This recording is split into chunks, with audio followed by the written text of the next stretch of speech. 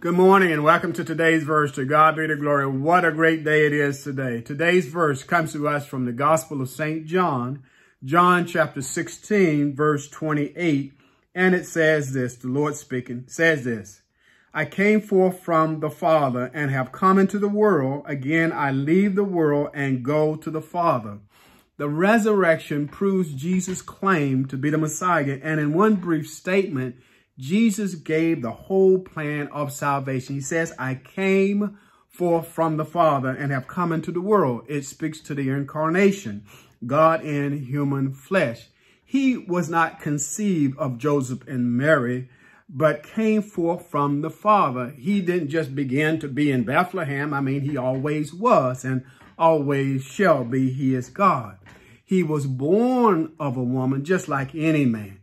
But he was the only perfect man to pay the sin debt for all mankind once and for all. He died a substitutionary death on the cross for you and for me. He took our place.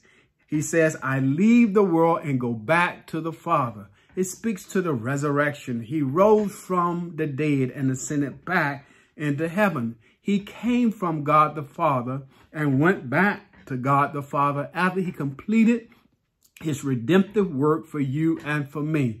No one made him leave heaven. No one made him go to the cross. No one made him go back to heaven. He did what he did on his own free will in obedience and in love.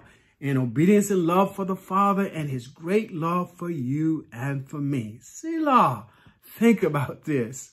I pray that you would have a great day as you go throughout the rest of this day. Enjoy Holy Week as we reflect on the last week of the Lord's earthly ministry.